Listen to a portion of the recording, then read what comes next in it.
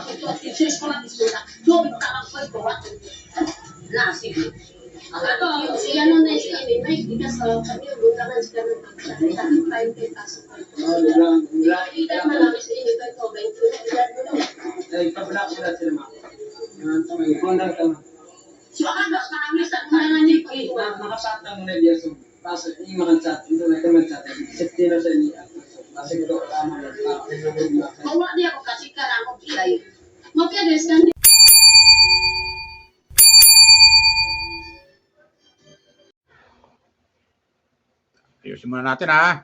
Camera. So, yan. Okay na, siguro yan. Mga viewers ko, mga kababayan ko dyan, kumusta po kayo? Andito na naman po ako. Welcome po kayo sa aking YouTube channel, Randy Channel. Please like, share, and comment. Subscribe lang po kayo, like, share, and comment. Subscribe lang po kayo. Luzon, Visayas, Mindanao, maging hanggang sa ibang bansa, saan man kayo pahig na mundo naroroon.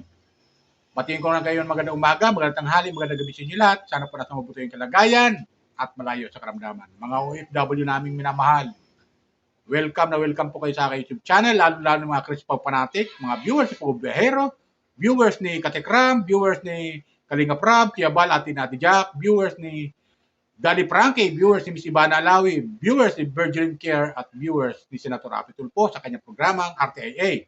Welcome po kayo sa aking YouTube channel. Please subscribe, like, share. Okay? Tuloy tayo. Mga viewers ni Pugo Biyahero at ni Krishna at ng Pugo Biyahero. Mga viewers ko. Ito kasi, itong upload video ko, ay patungkol ito kay Ninita naman. Ipihit lang ako konti, mga viewers ko, kay Ninita, isa sa mga beneficiary ni Pugong Biyahero at estudyante ni Pugong Biyahero. Pinapag-aral, scholar, ibig sabihin ni Pugong Biyahero. Ito ay, mga viewers ko, may problema na naman. Nagkaroon naman ng problema. Hindi natin kung anong klaseng problema ito. Hindi natin alam kung anong naging problema. Pero siya ay nirescue ng kanyang magulang at ng PB team, ni Pugong Biyahero, at ng humahawak kay Ninita at kay Nanay Lorna. Nirescue sila. Si Ninita, nirescue nila si Ninita doon sa lugar ng lalaki. Hindi natin alam kung boyfriend niya yun o kaibigan. Basta nirescue nila roon. Kaya tayo,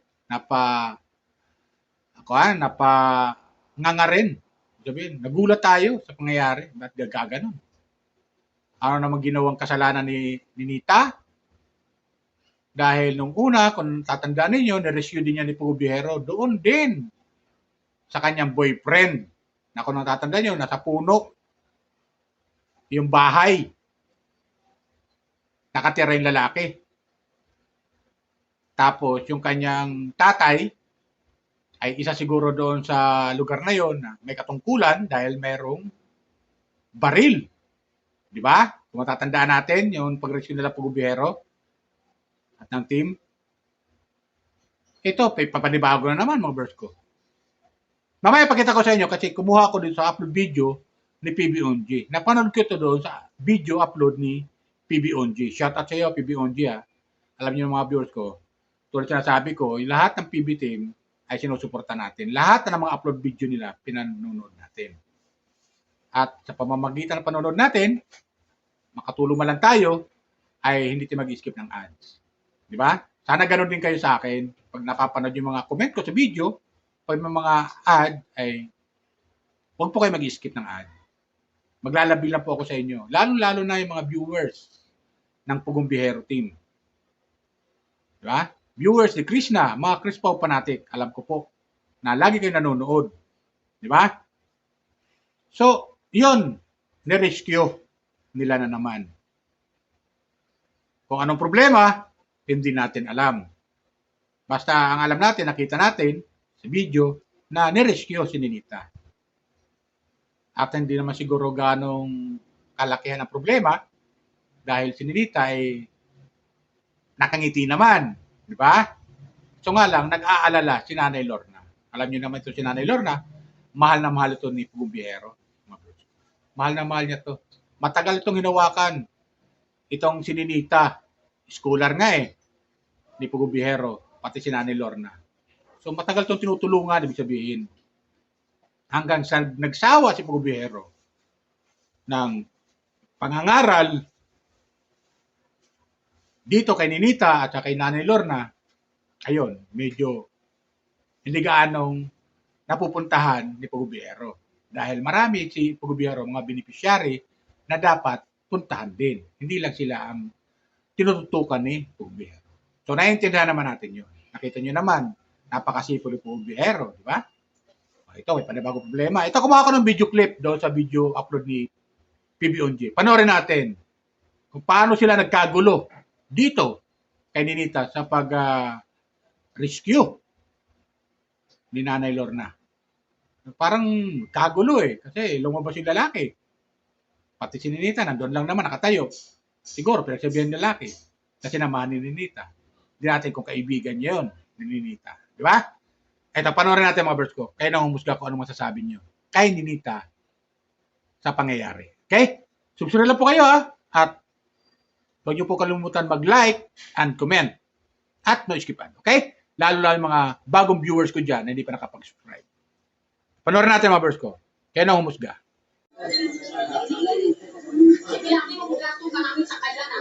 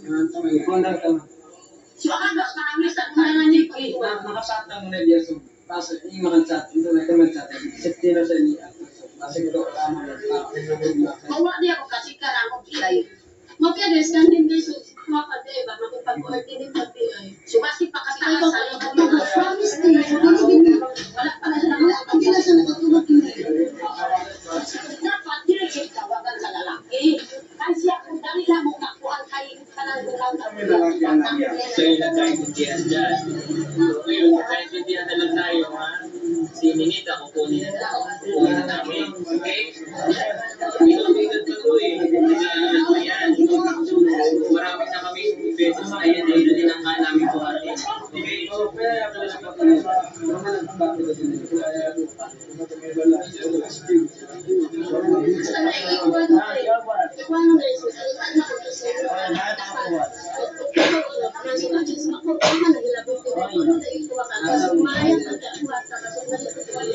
Paano ko buwan? Uyan sa akin kung sulayan siya kasi kalitang na upo.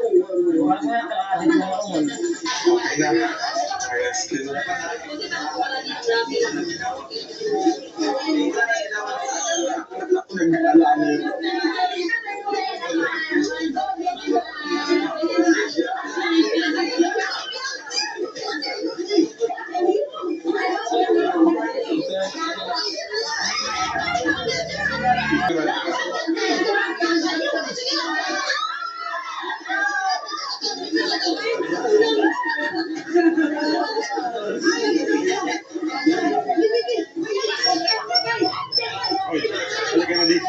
Dito ka na. Dito matas pa. Halika na dito. Dito ka na. Ako naman sinundihay kahapon.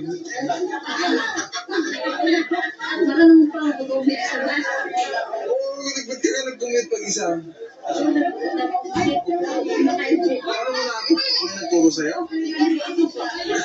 Talaga na. Ha? So, ganoon kasi nag-aalala si nanay mo. Siya naman nagkagulo na ako na tao. Tapos, G, Nag-jeep ka. Saan mo ng pera? Para sa akin. Kakayo si nanay. kailan na niya? Dinita! Ako sa dinita, anak ka yung mama. Anak si Dinita. Okay na? Bukat kung gagawin ko, may malaka na. Ako, hindi siya. Sabi, ikaw lang daw, hindi ka nagama. Hindi na kaya. Sorry, sabi, anak ka. Dinita. Alam nga, kami nagdawang layro.